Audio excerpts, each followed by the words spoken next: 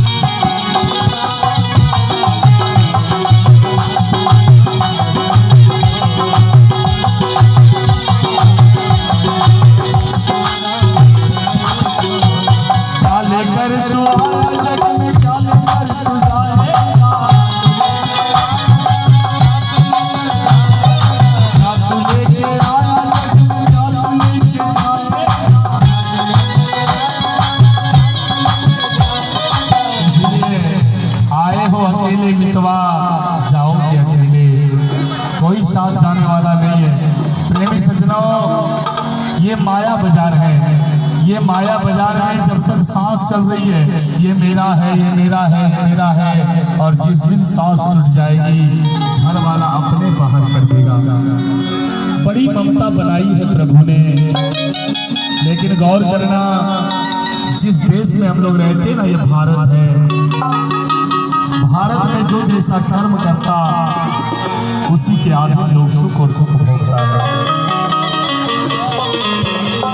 यहाँ अच्छा कर्म करोगे तो अच्छा फल मिलेगा। कोई किसी को सुख दुख नहीं देता। लोगों के यहाँ थोड़ा सा शंका होता है कि भगवान हमको कष्ट देते हैं। भगवान कभी किसी को सुख दुख नहीं देता।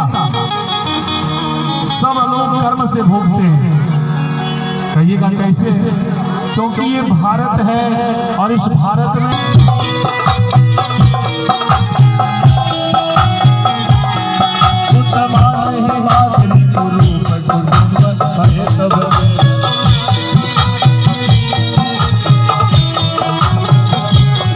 ससुराली प्यारी लगी जब तेरी कुटुंब भये तब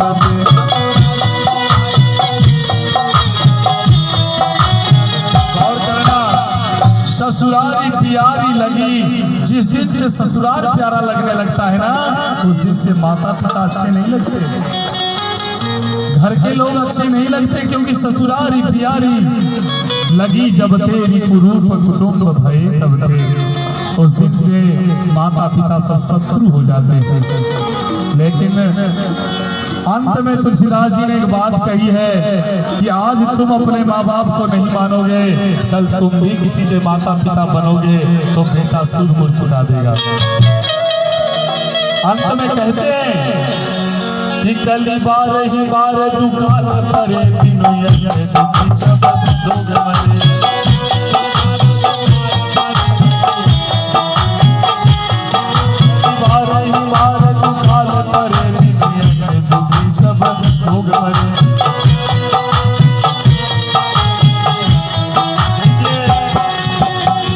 हम लोगों का भजन में संस्कार मिलेगा, आनंद तो मिलेगा इस भजन में, लेकिन शिक्षा की बात मिलेगी।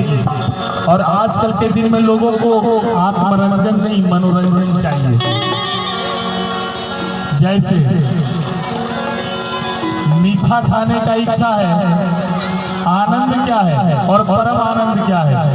आनंद है अगर कोई मीठा खिला देता तो बड़ा आनंद आता, 10 मीठा खिलाते खिलाते आनंद खत्म। लेकिन परम आनंद जो है, कभी पेट नहीं भरता। भगवान की कथा जितना सुनो उतना और भूख लगती है। तो परम आनंद का पेट भरने का चीज नहीं है ये आनंद में। लेकिन गौर करना, एक भाई को मैंने पूछा था धनबाद में,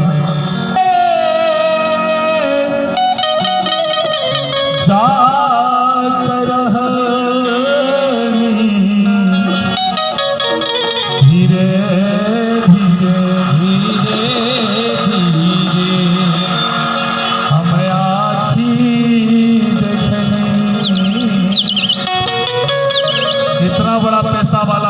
सुंदर शरीर हो, लेकिन उस दिन शमशान में हम आखी देखनी सुंदर शरीरिया गिया में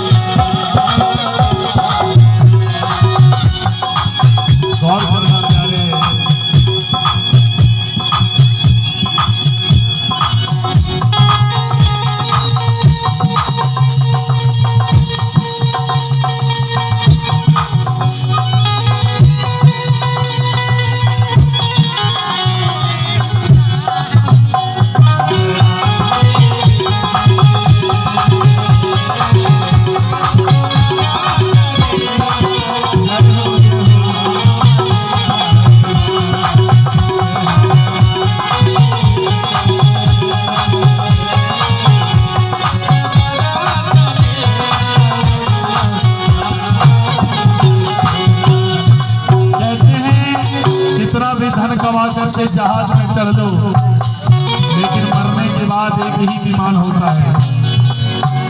कबीरदास जी कहते हैं बसवा के विमाना आते ये चारी जाना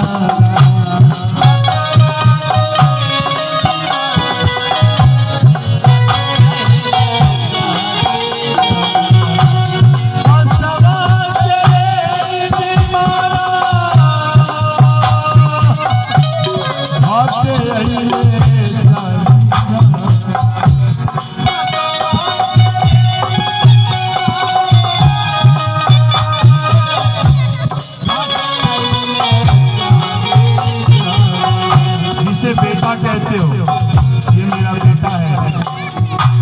दुनिया का दरहल कर बेटा का नाम जमा करते हो, लेकिन वही बेटा उस दिन शमशान घाट में वो हमारा पर दिया, वो हमारा पर दिया अपने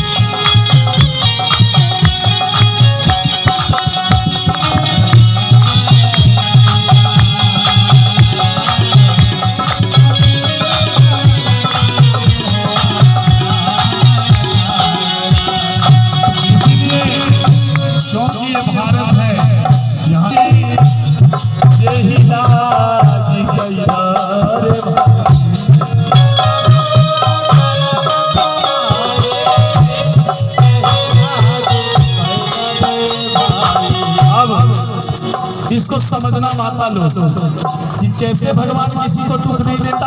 अब लोग कहते हैं उसको 10 चक्का दिया, उसको 10 चक्का दिया, मेरे पास 3 चक्का, किसी के पास 4 चक्का, किसी के पास साइकिल, किसी के पास शरीर है साइकिल भी नहीं है। तो तुम जहाँ खड़े हो ना, ऊपर को मत देखो, तुम जहाँ खड़े हो उससे 1 करोड़ आदमी नीचे है। तुम्हारे पास अगर सुंदर शरीर है तो दुनिया में कोई ऐसा जिसको भगवान ने आंख भी नहीं दिया, कोई पैर भी नहीं है किसी का, तो वो तुमसे नीचे है कि नहीं है?